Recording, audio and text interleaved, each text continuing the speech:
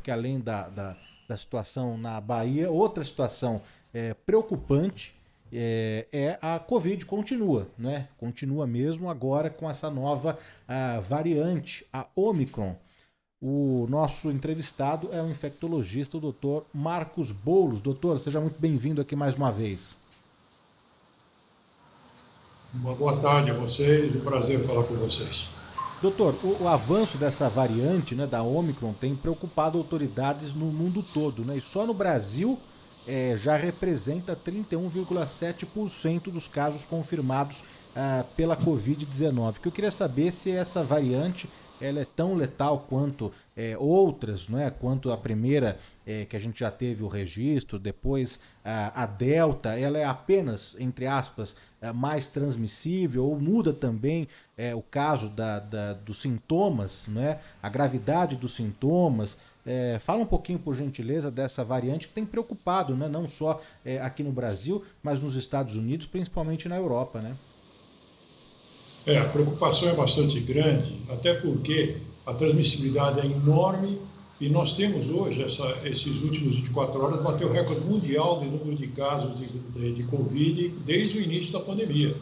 É surpreendente, porque além de nós termos vários tipos, várias cepas já, várias variantes, nós temos uma população já significativa vacinada. E assim mesmo o número de casos está bastante elevado. A transmissão, repito, é muito alta, mas não está igual na gravidade. A gravidade não é tão intensa assim, as demandas hospitalares são mais de pronto atendimento, mais do que UTI, como foi na variante Delta, antes da Delta até, na variante que nós tivemos em Manaus, AD, que nós tivemos casos com a sobrecarga de UTI, pessoas morrendo por falta de UTI. Não parece ser o caso da Omicron. A Omicron tem comprometido mais pessoas não vacinadas, né? E assim mesmo a transmissibilidade é alta, mas não está relacionada a muita gravidade. Doutor Boulos, é um prazer tê-lo aqui de novo no microfone da Rádio Bandeirantes. É esse o perfil mesmo da Omicron, já se dizia isso lá no início e vem se confirmando. O que não torna a coisa muito menos grave, né, doutor? Porque se a gente tem muita gente contaminada, mesmo que vacinadas, algumas delas seguramente ocuparão leitos hospitalares. E aí é aquela coisa, né? O leito hospitalar ele tem um limite. E aí você tem que destinar mais leitos para a Covid, acaba prejudicando outros tratamentos que são tão importantes quanto, e nós nem estamos falando ainda das consequências que podem vir do Réveillon, né? Porque a gente sabe, as pessoas estão extenuadas, é muito difícil falar em restrições muito rígidas. Levando em conta tudo isso, doutor Boulos, que imagem, que previsão o senhor faz para depois, uma semana, 2 semanas depois do Réveillon, com algumas concentrações já anunciadas? Praia Grande, por exemplo, vai ter queima de fogos no Réveillon, o Rio de Janeiro vai ter também, enfim, a gente vai ter reuniões aqui e acolá. O que pode surgir depois do Réveillon, doutor Boulos? Bem, de qualquer jeito, é extemporânea qualquer comemoração, porque nós não temos nada a comemorar ainda. Nós estamos indo bem, até estamos indo bem com relação à pandemia, mas o número de casos ainda é assustador.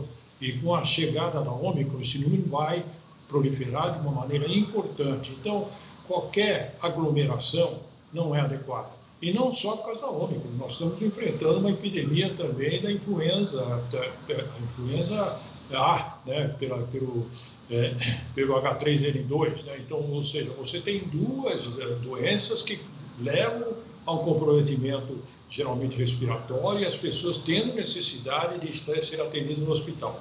Mesmo que eu acho que você tem razão, que vai ter uma demanda maior de leito hospitalar, mas a espera para um atendimento hoje já beira 6 horas para a espera do atendimento, pronto atendimento. Até para dizer, olha, o que é Ômicron, ou é Covid, ou é gripe, e isso precisa ser feito, essa identificação. Então a demanda já é muito grande, como nós temos no auge das epidemias de um modo geral. De qualquer jeito, a esperada aglomeração que deverá ocorrer nesse fim de ano é muito ruim, porque isso levará certamente um aumento de casos das duas doenças que nos acometem neste momento, tanto a influenza como também o Covid. Provavelmente, uma semana depois, nós vamos ter consequências desse aumento e provavelmente outra vez com uma demanda hospitalar sendo muito mais acentuada e tendo problema para a população em geral. Doutor, a gente observou nos Estados Unidos, né, em poucas semanas, que essa variante aí já provocou milhares de novas hospitalizações de Covid em crianças, que, claro, é aquele grupo que não está vacinado, né?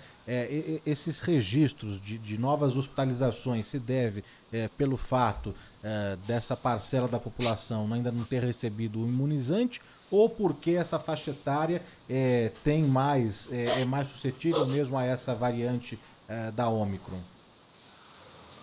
Bem, nós vamos ter, certamente, as crianças elas não são predominantemente acometidas na Covid, o contrário da gripe. Na gripe elas têm um acometimento importante, né? Crianças, lembre que vacina para gripe, para influenza, as prioridades são os idosos e as crianças, porque as crianças também são comprometidas.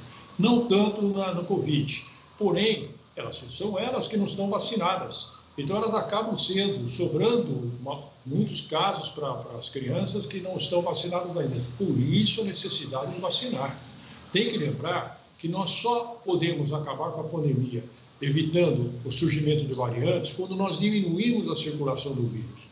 Nós estamos diminuindo a circulação no Brasil entre adultos, mas as crianças estão aí. Mesmo que elas tenham pouca gravidade, elas podem estar transmitindo a doença. Elas ficam com doenças ou pouco sintomáticas, ou mesmo assintomáticas, mas excretando o vírus, tossindo, espirrando e jogando o vírus por aí.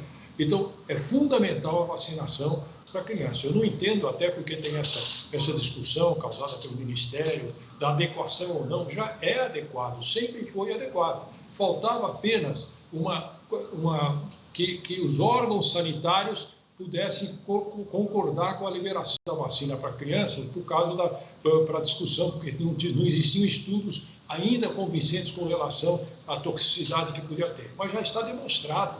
Ela é segura como para o adulto, então elas devem receber a vacina o mais breve possível para que nós possamos diminuir de vez com esse mal que nos acomete. Nós estamos conversando aqui na Rádio Bandeirantes com o Dr. Marcos Boulos, infectologista, fez parte inclusive do centro de contingência aqui do coronavírus em São Paulo e está falando com a gente sobre essa nova etapa, né, que se avizinha, tanto em relação à Covid como em relação também à influenza. Doutor, aproveitando essa oportunidade aqui da pergunta do Danilo sobre crianças, enfim, a gente está vivendo aquela situação inacreditável, né, do governo federal jogando contra mais uma vez. O ministro Marcelo Queiroga é estranho porque ele diz que o governo já comprou as vacinas para criança, né, da Pfizer, só que ele diz que vão aguardar a consulta pública. É um negócio bizarro, né, porque se a consulta pública em tese de que as pessoas não querem se vacinar, como é que faz? Faz o que com a vacina também, né? É um negócio maluco, parece só uma discussão protelatória que tem não sei que objetivo, que aliás se mostra também na manifestação do ministro da Educação de hoje, dizendo que as escolas federais que vão reabrir para aulas presenciais no começo do ano não podem exigir passaporte da vacina, não podem exigir comprovante de vacina para alunos e também para professores. Doutor Boulos, com a sua experiência, seus cabelos brancos, o que está por trás disso tudo? Qual é a lógica desse governo com toda essa sequência de ações que são contrárias a tudo que o mundo defende no combate à doença? Bem, nós temos que lembrar, pelo menos, os dados que se tem. O Brasil é o país que tem maior número de doenças, de infecções por Covid do mundo por 100 mil habitantes. E um número significativo de mortes também por 100 mil habitantes, beirando a liderança mundial. Por que isso? Nós somos um país relativamente desenvolvido, nós estamos entre as maiores potências do mundo, não financeira, mas a oitava, nona, 10ª potência do mundo, mas nós temos situações terríveis comparadas com países com muito menos condições que nós. Isso se deve porque quando você tem uma guerra, aqui nós estamos numa guerra sanitária, você tem um comando central que normatiza os protocolos do que tem que ser feito. Desde a prevenção, ao tratamento, tudo que tem que fazer é preconizado. E você faz que, com uma guerra, o marechal chega lá e fala, tem que fazer isso. Aqui no Brasil faltou, nós não temos marechal. Porque o marechal fala assim, nós gostamos de guerra, mas nós não vamos nos defender. Deixa o inimigo atacar. E foi isso que aconteceu. Então, o que aconteceu? Cada estado fez o que quis da sua maneira, porque não houve uma liderança como um fio condutor que normatizasse o que tinha que ser feito. E aí cada um fez a bagunça que teve que fazer, cada um fez do seu jeito, confundiu, até liderados pelo governo federal, a saúde pública com política, que não tem nada a ver uma coisa com outra. Desde quando o presidente entende medicina para defender remédio que não tem eficácia, que não pode vacinar, ele não entende nada. Por isso que ele põe ministro da saúde. E quando o ministro fala aquilo que ele não quer, ele tira. E põe ministro como atual que fala o que ele quer. Só que fala o que ele quer, apesar de ser médico, mas absolutamente dissociado da realidade. Até me surpreende muito o ministro, que é presidente de uma sociedade médica conceituada, que deveria ter a noção do que é ciência, do que tem que seguir, e faz tudo o contrário. Não dá para entender, joga contra, procurando, de uma certa maneira, prorrogar todas as condutas de defesa da criança, ou de defesa da nossa defesa de modo geral. Ou seja, o governo joga com ódio. Ele joga, parece que está jogando no time do inimigo, aliás, está jogando no time do Covid nesse momento, e não no time da população que quer se defender, quer viver bem, feliz, com amor. Não, se contamine, é melhor morrer, porque aí você alcança logo essa imunidade de rebanho e a gente pode abrir o comércio, porque nós estamos morrendo por falta de comida, né? Então, veja, essa confusão fez com que as pessoas hoje até brigam entre si, até familiares, por questão política, não tem nada a ver com a questão sanitária. Sanitária é uma, é você seguir as normas preconizadas internacionalmente, e é o que nós não fazemos com frequência quando liderados pelo governo federal. Estamos conversando aqui na Rádio Bandeirantes com o infectologista Dr. Marcos Boulos. Doutor, a Europa está vivendo realmente uma situação difícil com essa nova variante. A Holanda decretou um novo lockdown. As medidas vão até o dia 14 de janeiro. Todas as lojas, restaurantes, bares, cinemas, museus, teatros, serviços não essenciais vão ficar com as portas fechadas, né? E as escolas, o fechamento vai até o dia 9 de janeiro. Paris suspendeu o Réveillon, a festa de Réveillon, e Londres tem também novas restrições, né? O prefeito da capital de Londres afirmou numa entrevista que novas restrições são inevitáveis, né? O senhor aposta que o lockdown é mesmo a medida mais eficaz agora para prevenir, não é, barrar o avanço dessa variante? O Brasil ainda está numa situação um pouco mais confortável na comparação com os Estados Unidos, com a Europa. A gente vai viver de novo, vamos entrar 2022 com medidas tão extremas como essa, doutor? Você sabe que a Europa até tem mostrado o que não deve se fazer, né? Apesar de ser um continente que normatiza os grandes programas de prevenção, mas eles fizeram também muitas coisas erradas nessa epidemia. Eles achavam que tinham que abrir o comércio muito rápido, antes da hora. Então, essas ondas que eles têm, já a quinta ou sexta onda que eles têm, é por essa confusão que eles fizeram.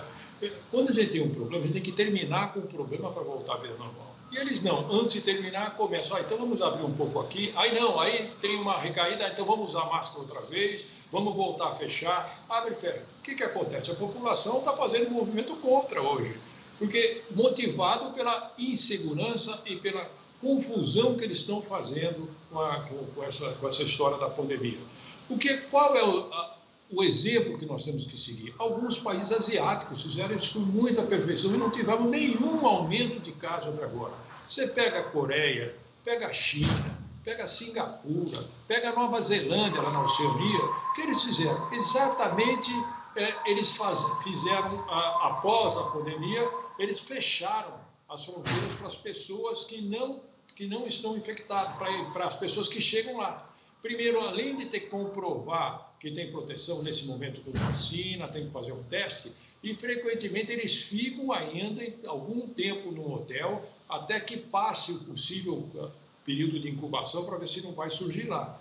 E faz um rápido controle se tiver um caso de busca. E você não tem problemas. Esses lugares já abriram comércio, estão com vida normal, mas com uma baita segurança sanitária. Na Europa não, como eles têm uma fronteira muito fluida, todo mundo entra de um lado para o outro, eles vivem das viagens, do turismo, pessoas indo para lá e para cá, e eles abrem e fecham para tentar, segundo eles, não esmagar a economia, mas eles acabam piorando, porque você, ao não esmagar agudamente, você vai esmagar cronicamente, porque vai ter que fazer isso toda hora. Isso é um absurdo o que está acontecendo na Europa, nos Estados Unidos também. Aí tem um movimento antivacinal, porque já não acredita mais nas condutas. Aqui no Brasil, você sabe que nós temos uma sorte que é o povo, a maior parte do povo é favorável à vacina. Então você não tem essa restrição à vacina, então as pessoas vacinam. E mais uma coisa que foi ruim, que foi feito, mas que de uma certa maneira diminui a nossa fragilidade hoje. Muita gente infectada. Se nós temos contabilizado 20 e poucos milhões de casos, certamente isso é muito mais do que isso, porque nós estamos contabilizando aqueles que foram diagnosticados. Muitas infecções são assintomáticas e você nem sabe que foi infectado. Então, o que acontece? Essas pessoas aumentam o grau de imunidade da população, porque eles já tiveram a doença. Então, você somar os vacinados com esses que tiveram a doença, então você tem uma margem grande de pessoas já com determinada imunidade. Então, nós estamos menos propensos a essas explosões que acontecem na Europa toda hora e nos Estados Unidos, porque eles têm poucas pessoas vacinadas, a maior parte deles, e tiveram menos doença que nós. O que foi um mal para nós, e um mal porque morreu tanta gente, mais quase 650 mil pessoas já hoje, que morreram pela doença, poderiam ter morrido muito menos, por isso que a gente culpabiliza todas as pessoas que tiveram contribuição para que isso ocorresse. Porém, essas pessoas que se infectaram e que não morreram também aumenta o grau de imunidade. Então, talvez a gente vai conseguir passar por essa Ômicron sem grande conturbação, talvez, porque nós temos que ver como foi, porque a Delta nós esperávamos uma grande conturbação, não foi tão importante assim. A Ômicron parece que vai aumentar a explosão, mas nos lugares que aumentou muito rapidamente, veja, por exemplo, na África do Sul, 3 semanas depois já começou a reduzir, né? Então, quando se tem muitos casos, até é possível, se a gente tiver mais 1, 2 semanas, que o número de casos comece a reduzir, pelo menos a nossa expectativa. Nós estamos conversando com o Dr. Marcos Boulos, infectologista. Dr. Boulos, o senhor falou que a Europa abusou de errar mesmo, né?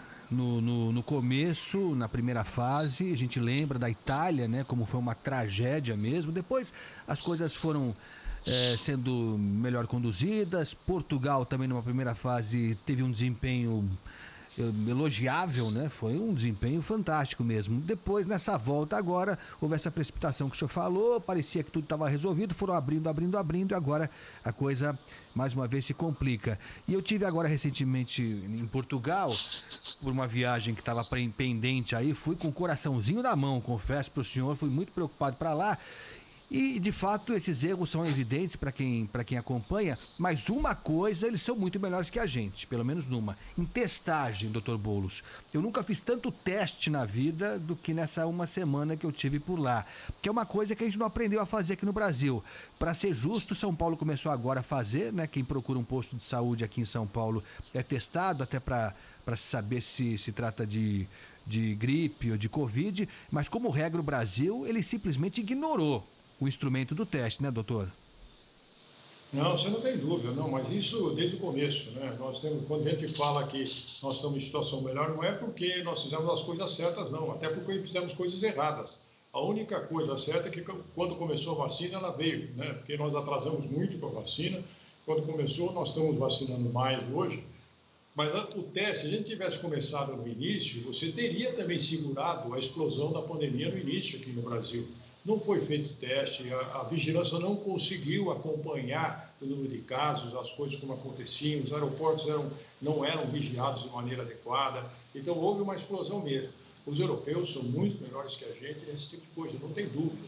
O que tem nos europeus é apenas a labilidade deles tiverem rapidez para voltar a uma vida normal quando ainda não tem condições de voltar à vida normal. Nós temos um pouco disso, mas só que eles voltar à vida normal quando a vacinação ainda era muito precoce, prematura, que eles não tinham pessoas vacinadas muito. E lá eles têm essas dificuldades de vacinar mesmo, que tem um movimento antivacinal bastante robusto nessas regiões da Europa Ocidental e nos Estados Unidos. Então eles ficam sujeitos, não atingem nível vacinal adequado, então aí começa a ter bastante casos. Você vê um estudo recente, por exemplo, que foi feito na Flórida, nos Estados Unidos, 99% das pessoas que morreram eram não vacinados. E isso não estimulou as pessoas a procurarem a vacina. Ainda a Flórida é o estado que menos vacina nos Estados Unidos. Então, é tão evidente o benefício da vacinação, mesmo que a vacina não seja maravilhosa, mas ela dificulta a transmissão e, de uma certa maneira, ela privilegia a vida das pessoas, se você não vacina, você está tendo problemas sérios quando você se contamina. A Ômicron também tem pegado muito, principalmente mais grave, as pessoas não vacinadas, né? No nosso caso, por isso que eu acho que você vai ter uma repercussão grande em termos de infecção, mas é possível, repito, que nós passamos por essa epidemia de uma maneira mais intensa agora, depois ela reduz sem, de uma certa maneira, ter muitos casos de perdas de vida por causa dela. Doutor, só para a gente encerrar aqui, já agradeço mais uma vez, né, pela atenção com a Rádio Bandeirantes, como sempre, mas a minha pergunta é com relação ao intervalo das doses, né? Antes era de 5 meses, agora caiu para 4 meses, já está até sendo anunciado a quarta dose para imunossuprimidos já em janeiro, começo do ano que vem, né? Esse intervalo, essa redução, ela é segura mesmo, né? A população pode ficar tranquila com relação a esse intervalo? Estão sendo feitos estudos mesmo para que pessoas possam ser vacinadas nesse intervalo de 6 para 5, agora 4 meses? Não tem problema você vacinar com 4 meses, isso não é o grande problema. O que aconteceu é a motivação, porque reduziu para 5 e 4 meses. É por excesso, você vê, houve um erro de cálculo da necessidade vacinal, porque o que se contabilizou que você teria tantas pessoas para tomar a segunda dose e comprou vacina para todo mundo tomar a segunda dose. Mas nós não temos logística para isso. Se você pega, por exemplo, a vacina da Pfizer, que foi comprada, você tem que ter uma rede de frio que permite que você possa vacinar e que você também tem que supor que você vai encontrar as pessoas que não tomaram a segunda dose. Você vai para os rincões da região norte, da região nordeste, você tem uma dificuldade enorme de encontrar essas pessoas. Então, o que aconteceu? O governo comprou vacina e estava vencendo a vacina. Ia perder vacina como perdeu vacina. Então, o que aconteceu? Ela mandou rapidamente para os estados, a vacina está para vencer. E para você não ter perda muito grande, ele começou a reduzir o intervalo das doses. A redução é uma questão apenas para você não jogar no lixo as vacinas que iriam ser perdidas. Mas assim mesmo, muitas se perderam. O ideal, de fato, você precisa 3, 4 doses? Não precisa tudo isso. Você precisa vacinar todo mundo com 2 doses. Pelo menos todo mundo com 2 doses. Os mais fragilizados, aí põe os idosos, põe pessoas que têm comorbidades, você dá uma dose de reforço de 3 doses, somente depois de 6 meses as 2 doses primeiras, para você melhorar a imunidade. No caso de você ter caso específico, vai dar uma 4ª dose? Pode, mas idealmente até com 3 doses, com reforço para as pessoas mais fragilizadas imunologicamente e 2 doses em todo mundo, seria suficiente, adequado para você acabar com, pelo menos, ter a população mais robusta com relação à imunidade. Eu disse, repetindo, só a redução foi apenas logística, porque as vacinas, que faltou tanto no começo, agora comprou de uma maneira inadequada, errada, não prevendo o que podia acontecer e sobraram vacina, então eles anteciparam as doses para não perder tanto. Dr. Marcos Boulos, infectologista, participando mais uma vez da programação da Rádio Bandeirantes. Foi assim ao longo do ano todo, né? Quantas participações, Dr. Boulos, aqui. E a gente tinha esperança, Dr. Boulos, que a gente não precisasse falar com o senhor tão cedo, mas eu não sei não, viu? Acho que até o Réveillon ainda temos risco de ter que consultá-lo para nos explicar como é que a gente lida com essas nossas mazelas. Mas foi um prazer mais uma vez tê-lo aqui. Se não nos falarmos, uma boa passagem de ano e um feliz ano novo para toda a família, tá bom?